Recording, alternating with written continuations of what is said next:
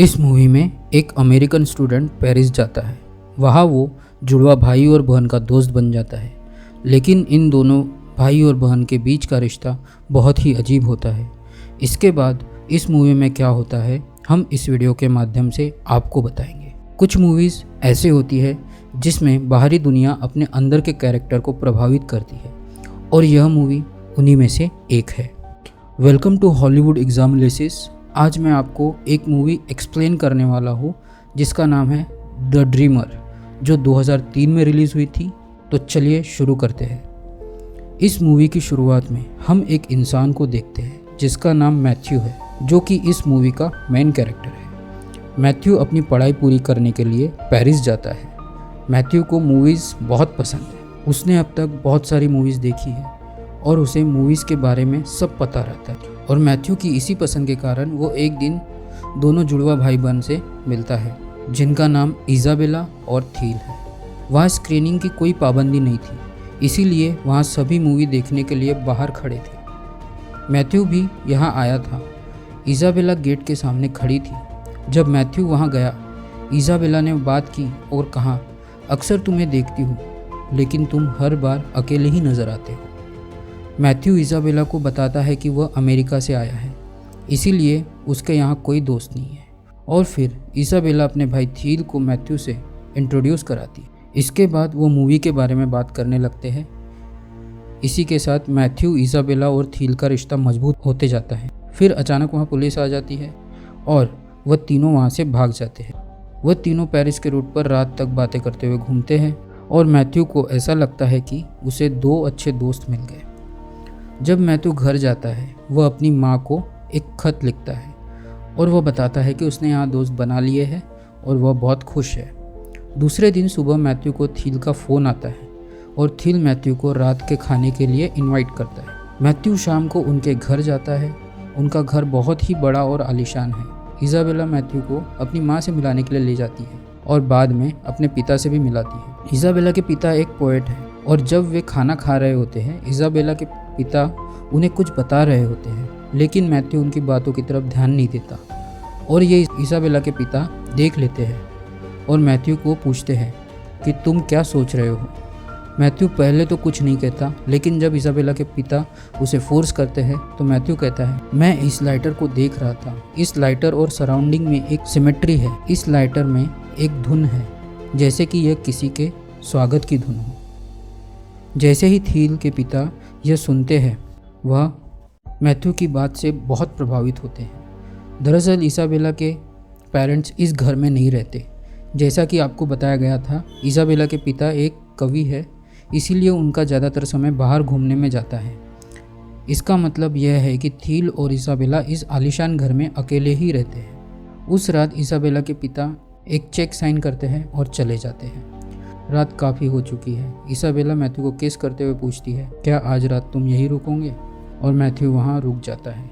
जब थील और मैथ्यू एक दूसरे से बात कर रहे होते हैं, हम देखते हैं कि उन दोनों के बीच कुछ बातों में विवाद है, लेकिन इसका मतलब यह नहीं कि वह अच्छे दोस्त नहीं हैं। अभी भी उन दोनों के बीच बहुत सी ऐसी कॉमन बातें हैं। आज रात मैथ्यू इज़ाबेला के घर पर रुका है।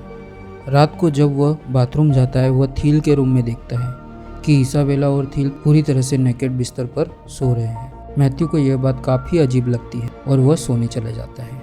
दूसरे दिन सुबह इज़ाबेला मैथ्यू को आँखों पर किस करती है और उसे उठाती है। मैथ्यू उससे पूछता है, इस तरह से कौन उठाता है? वह कहती है, मैं हमेशा थील को ऐसे ही उठाती हूँ। इसके बाद इज़ाबेला मैथ्यू को अपने साथ बाथरूम चलने कहती है। जब मैथ्यू ब्रश कर रहा होता है, इज़ाबेला मैथ्यू के करीब आती है, उसके लिप्स को टच करती है और कहती है, उसके लिप्स बहुत अच्छे हैं। अगले सीन में हमें यह दिखाया जाता है कि थील मैथ्यू से कहता है, तुम अकेले रहते हो, तुम चाहो तो यहाँ हमारे घर में शिफ्ट हो सकते हो, हम अच्छे दोस्त बन सकते हैं। मैथ्यू थील से पूछता है, इससे तुम्हें कोई तकलीफ तो नहीं होगी? फिर इज़ाबेला कहती है, यह मेरा आइडिया है। थील और इज़ाबेला यह सोचते हैं कि वह एक दूसरे का अंग है।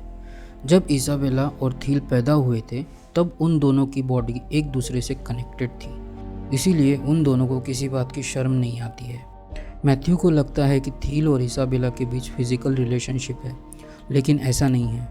मैथ्यू उनके साथ घर में रुकने का डिसीजन ले लेता है और उसकी सारी इम्पोर्टेंट चीज़ें शिफ्ट कर लेता है। एक दिन जब तीनों आराम कर रहे होते हैं, वह एक गेम खेलते हैं। इस गेम में एक इंसान दूसरे इंसान को किसी मूवी का डायलॉग बोल के दिखाता है और दूसरे इंसान को इस मूवी का नाम गेस करना होता है। अगर वो मूवी का नाम गेस नहीं कर पाया तो उसे एक डेयर दिया जाता है। जब वह तीनों एक दूसरी मूवी देख रहे होते हैं, वो एक डेयर डिसाइड करते हैं।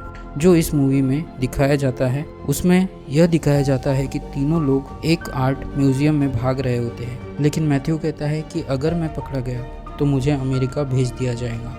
इसाबेला और थील उसे यह करने के लिए किसी तरह मना लेते और वो तीनों इस डेयर को पूरा कर लेते हैं और वो तीनों बहुत खुश होते हैं। लेकिन मैथ्यू इसाबेला और थील के रिलेशनशिप के कारण थोड़ा अनकंफर्टेबल फील करता है। वो समझ नहीं पाता कि उन दोनों के बीच क्या चल रहा है। इसी दुविधा में मैथ्यू थील से पूछता है, तुम दोनों ऐसे कैसे रह लेते हो? थील उसे बताता है कैसे जब हम दोनों पैदा हुए थे तो उनकी बॉडी कनेक्टेड थी और कैसे एक दूसरे से अलग नहीं थे। एक दिन वह हैंग आउट कर रहे होते हैं और फिर से वही गेम खेल रहे होते हैं। उसमें थील एक मूवी का सीन कर रहा होता है, पर इसाबेला और मैथ्यू उस सीन को नहीं पहचान पाते हैं और इसी कारण वह इसाबेला और मैथ्यू को उसके सामने सेक्स करने का डेयर देता है। मैथ्यू यह सुनकर डर जाता है और वो कहता है, मुझे इसमें इन्वॉल्व मत करो। इसाबेला मैथ्यू और थील के सामने अपने कपड़े उतारती है। यह देख मैथ्यू वहाँ से भागने लगता है, लेकिन थील उसे रोक लेता है और फिर मैथ्यू और इसाबेला उसके सामने सेक्स करते हैं और यह पहली बार होता है जब इसाबेला सेक्स करती है। थील यह सब देखता है। इसके बाद मैथ्यू और इसाबेला अपना रिलेशनशिप कंटिन्यू करते हैं। एक दिन जब दोनों बिस्तर पर होते हैं, मैथ्यू इसाबेला से पूछता है, तुम और थील ऐसे क्यों हो? इसाबेला कहती है, हम एक दूसरे को बचपन से प्यार करते हैं। मैथ्यू उससे पूछता है, अगर तुम्हारे पिता को ये सब पता चला तो तुम क्या करोगी? इसाबेला कहती है, वो खुद को मार देंगी। एक दिन थील और मैथ्यू एक दूसरे से बात कर रहे होते हैं। मैथ्यू कहता है कि तुम दोनों एक दूसरे के बहुत करीब हो, लेकिन फिर भी तुमने मुझे अपना परिवार का हिस्सा बना लिया है। थील कहता है, मैं तुम्हें पसंद करता हूँ, लेकिन मैंने यह कभी नहीं सोचा कि तुम मेरे परिवार का हिस्सा हो। तुम हमारे दोस्त हो। इसाबेला और मैं साथ में हैं और हम हरदम साथ रहेंगे। मैथ्यू को ये सारी बात बहुत अजीब लगती है। इसाबेला और थील बहुत आलीशान ज़िंदगी जीते हैं, बहुत महंगी शराब भी पीते हैं और बहुत से महंगे शौक भी करते हैं और इसके लिए उन्हें बहुत सारे पैसों की ज़रूरत होती है। इसाबेला और थील के पिता उन्हें पैसे देते हैं, पर उनके पास अभी कोई पैसा नहीं है। उनके पास खाना खाने के लिए भी पैसा नहीं है। अब वह कहीं काम कर रहे होते हैं और अपनी ज़िंदगी जी रहे होते हैं। थील इसाबेला और मैथ्यू के बीच रिलेशनशिप और नज़दीकियाँ देखकर जेलस फील करता है। जब थील कॉलेज में था, वह एक लड़की से बात करता था और अब वह डेट पे जाना चाहते हैं। एक दिन जब तीनों बाथरूम में होते हैं, थील और मैथ्यू अमेरिकन सिपाही जो वियतनाम में लड़ रहे हैं उनके बारे में बात कर रहे होते हैं और थील को यह सही नहीं लगता। वो अमेरिकन्स को इन सब के लिए दोषी मानता है। मैथ्यू कहता है, जैसे तुम सोच रहे हो वैसा नहीं है, हमें ये सब करने के लिए मजबूर किया जाता है। ये सब करने का आदेश प्रेसिडेंट खुद देते हैं। यदि कोई जाने से मना कर देता है तो उसे जेल में भेज दिया जाता है। इसीलिए मैथ्यू अपनी पढ़ाई पूरी करने के लिए पेरिस आया है। इस मूवी में जो टाइम पीरियड है वह 1960 ईस्वी सन का है। मैथ्यू कहता है कि वह अहिंसावादी है, हमें कोई भी कार्य शांति से करना चाहिए, लेकिन थील इन सब बातों से एग्री नहीं होता। इसाबेला उन्हें रोकती है और मैथ्यू को पूछती है, क्या तुम हमें प्यार करते हो भी या नहीं, और करते हो तो इसका कोई प्रूफ दो। मैथ्यू इसाबेला को पूछता है, तुम्हें किस तरह का प्रूफ चाहिए? इसाबेला कहती है कि मैं और थील तुम्हारे प्राइवेट पार्ट को शेव करना चाहते हैं। फिर मैथ्यू उन्हें कहता है, तुम दोनों पागल हो, और उन्हें कहता है, तुम दोनों को जो भी कर रहे हो यह बहुत बुरा है। तुम दोनों हमेशा बच्चे की तरह बिहेव करते हो। तुम दोनों को अब बड़ों जैसा बर्ताव करना चाहिए। मैथ्यू इसाबेला को कहता है, तुम्हें कुछ नहीं पता, तुम्हारा कभी कोई बॉयफ्रेंड भी नहीं रहा है और ना ही तुम डेट पर गई हो, तो तुम हरदम वही करती हो जो थील कहता है। मैथ्यू इसाबेला को एक प्रॉपर डेट पर ले जाता है और जब वह घर वापस आता है वे देखते हैं थील एक लड़की के साथ घर पे है। इसाबेला को उन दोनों के सेक्स करने की आवाज़ आती है। इसाबेला यह सुनकर बहुत डिस्टर्ब हो जाती है, वह रोने लगती है और बहुत जेलस फील करती है। अगली सीन में हम देखते हैं थील और मैथ्यू वाइन पी रहे होते हैं और थील कहता है, पेरिस में विद्रोह हो रहे हैं। मैथ्यू कहता है, तुम जो भी कह रहे हो मुझे समझ नहीं रहा। तुम राजनीति की बात करते हो पर कभी रोड पर गए नहीं हो। अगर तुम सिर्फ बात करोगे तो कुछ बदलने वाला नहीं है और तुम्हें बदलाव चाहिए तो तुम्हें रोड पर जाकर प्रोटेस्ट करना होगा। कुछ समय बाद इसाबेला वहां आती है और उन्हें हॉल में ले जाती है। इसाबेला और थील बचपन में अक्सर टेंट बनाया करते थे और वहाँ सो जाते थे। इसाबेला दोनों को टेंट में ले जाती है और वहाँ वह तीनों सो जाते हैं। दूसरे दिन दिखाया जाता है कि इसाबेला और थील के पेरेंट्स घर पे आते हैं। वह उन्हें तीनों को टेंट में सोया देखते हैं और समझ जाते हैं कि वह तीनों वहाँ क्या कर रहे हैं। यह देख इसाबेला के पिता बहुत नाराज हो जाते हैं। वह उन तीनों में से किसी को नहीं जगाते और एक चेक साइन करके चले जाते हैं।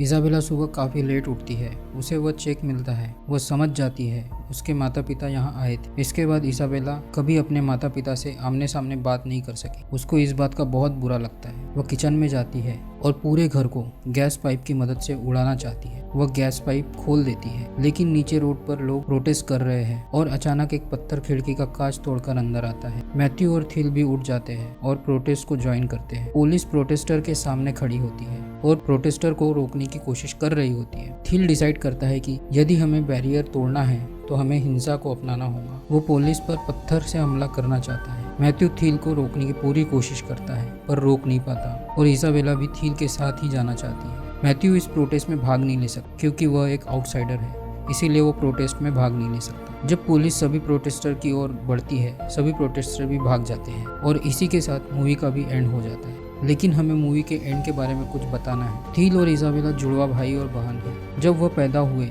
उनकी बॉडी एक दूसरे से कनेक्टेड थी। उनका हमेशा एक दूसरे के लिए अटैचमेंट रहता है। वे कभी एक दूसरे से अलग नहीं समझते। इसाबेला को कभी ना कभी डेट पर तो जाना ही था, इसीलिए वो मैथ्यू के साथ डेट पर जाती है और इसी कारण थील जेलस फील करता है क्योंकि उसका एक अंग किसी और के साथ होता है। उसे लगता है कि यह बहुत गलत है। इसाबेला भी यही फील करती है। उसे लगता है वह थील को बहुत प्यार करती है पर यह गलत है। उसके दिमाग में यह दुविधा भी होती है कि यदि उसके पेरेंट्स को पता चला तो वह खुद को जान से मार देंगी। जो पत्थर खिड़की से अंदर आता है वो उनकी जान बचाता है। ये सोसाइटी इसाबेला और थील का एक साथ रहना कभी एक्सेप्ट नहीं करेंगी। यह बात मैथ्यू उन्हें बार बार याद दिलाता है। एक बार फिर बता दूं, इसाबेला और थील के बीच कोई फिजिकल रिलेशन नहीं था। वह बस एक दूसरे के बारे में सोचते थे, इसलिए हमेशा साथ रहना चाहते थे। इसी तरह की मूवी के एक्सप्लेनेशन देखने के लिए हमारे चैनल को सब्सक्राइब करें और मुझे कमेंट्स में बताएं कि तुम्हें आज का वीडियो कैसा लगा।